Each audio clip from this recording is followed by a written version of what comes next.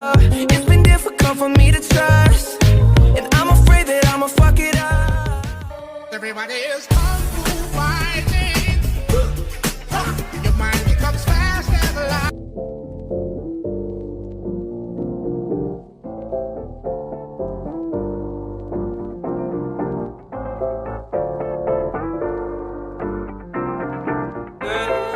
Assalamualaikum warahmatullahi wabarakatuh. Hai teman-teman semuanya, balik lagi dengan saya Yulian Hidro. Bagaimana nih kabar teman semua? Pastinya saya selalu dan terus Semalam kita baru saja ngebahas tentang sekilas sejarah bahasa Indonesia dan tentang pelopor bahasa Indonesia, yaitu Charles Spanish.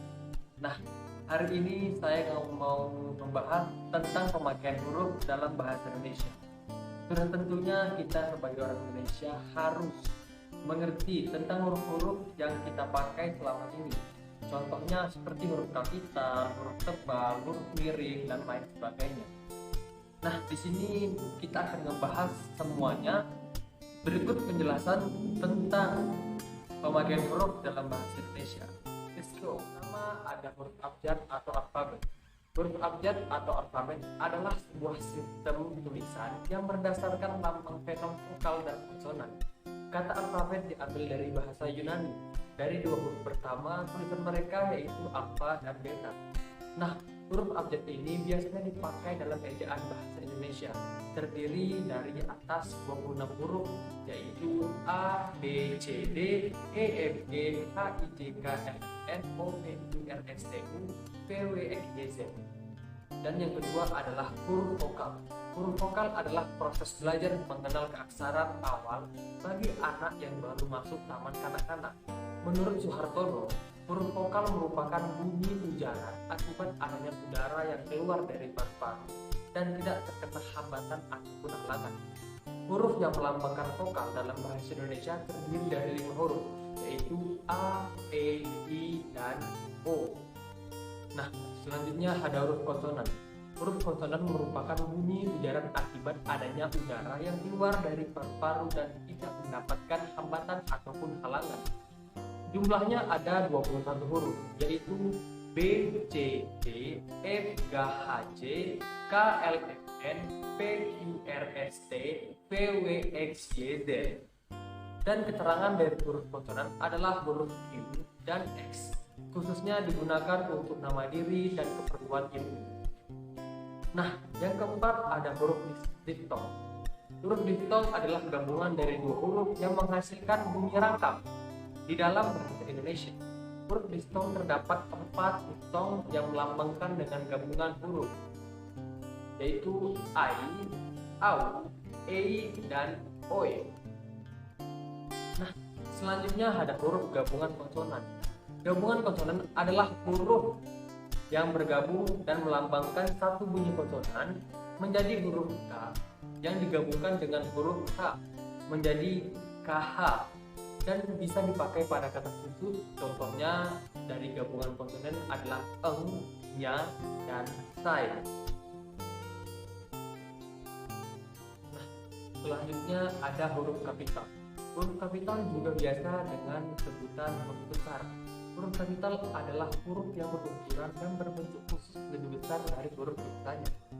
Biasanya huruf kapital digunakan sebagai pertama dari kata pertama dalam kalimat huruf pertama, nama diri, dan sebagainya, dan huruf kapital. Nah, huruf kapital ini banyak sekali kegunaannya dalam penulisan di dalam bahasa Indonesia, seperti huruf pertama di awal, unsur nama, dan banyak lagi. Nah, di sini kita akan bahas semuanya. Yang pertama, huruf kapital atau huruf besar dipakai sebagai huruf pertama pada awal kalimat. Misalnya seperti dia sedang membaca buku. Apa maksudnya? Nah, yang kedua, huruf kapital atau huruf besar dipakai sebagai huruf pertama kata pada awal kalimat setelah petikan langsung. Yang ketiga, huruf kapital dipakai sebagai huruf pertama dalam kata dan ungkapan yang berhubungan dengan agama, kitab suci, Tuhan, dan termasuk kata ganti untuk Tuhan. Misalnya seperti Islam atau Quran, Kristen atau Alkitab. Nah, Yang keempat, huruf kapital dipakai sebagai huruf pertama nama gelar, kehormatan, keturunan, dan keagamaan yang diikuti nama orang. Contohnya seperti Mahaputra Yamin. Nah, selanjutnya yang kelima, huruf kapital dipakai sebagai huruf pertama unsur nama, jabatan yang diikuti nama orang, nama instansi, atau nama tempat yang digunakan sebagai pengganti nama orang tertentu. Contohnya seperti Wakil Presiden Adam Malik. Selanjutnya yang keenam, huruf kapital dipakai sebagai huruf pertama unsur-unsur nama orang, seperti Amir Hamzah, Dewi Sartika. Nah, selanjutnya yang ketujuh, huruf kapital dipakai sebagai huruf pertama nama bangsa dan bahasa. Contohnya seperti bangsa XP atau bahasa Indonesia. Yang kedelapan, huruf kapital dipakai sebagai huruf pertama nama tahun, bulan, hari, dan hari raya. Contohnya seperti tahun Nigeria atau Tarik Masehi. Yang kesembilan, unsur kapital dipakai sebagai huruf pertama unsur-unsur nama diri geografi. Contohnya sebagai Banyuwangi atau Asia Tenggara. Yang 10, huruf kapital dipakai sebagai huruf pertama semua unsur nama resmi negara, lembaga resmi, lembaga ketenaga kerjaan, badan dan nama dokumen resmi, kecuali kata tugas seperti dan, oleh, atau, dan untuk Republik Indonesia. Contohnya seperti Departemen Keuangan. Yang ke-11, huruf kapital dipakai sebagai huruf pertama setiap unsur bentuk ulang sempurna yang terdapat pada nama lembaga resmi, lembaga ketatanegaraan, badan dokumen resmi, dan judul karangan. Contohnya seperti Perserikatan Bangsa-Bangsa. Yang ke-12, huruf kapital dipakai sebagai huruf pertama semua kata, termasuk semua unsur kata ulang sempurna di dalam judul buku, majalah, surat kabar, dan makalah, kecuali kata tugas seperti di, ke, dari, dan ya, dan untuk yang tidak terletak pada posisi awal. Saya telah membaca buku dari Mari ke Jalan Lain ke Roma. Itu contoh dari kata kapital yang ke-12. Nah, yang terakhir, yang ke-13, huruf kapital dipakai sebagai huruf pertama unsur singkatan nama gelar, pangkat, sapaan yang digunakan dengan nama diri. Contohnya doktor.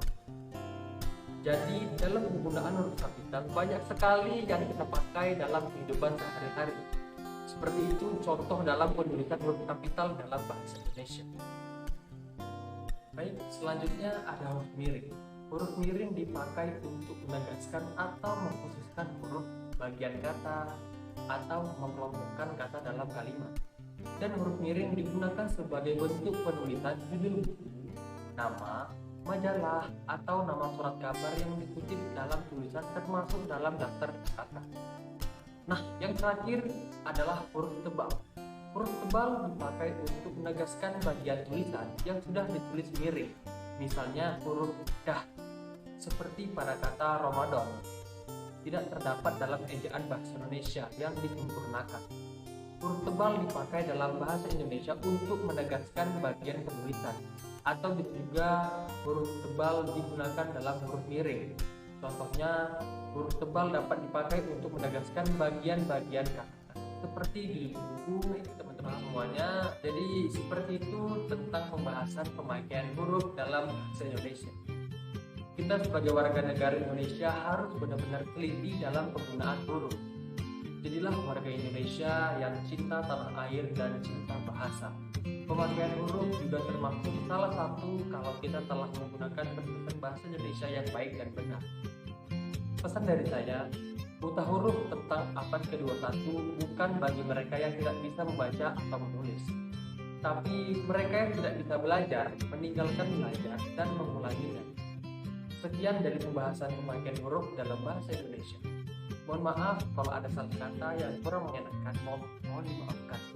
Sampai jumpa di video selanjutnya. Saya Dian Nugrah undur diri. Assalamualaikum.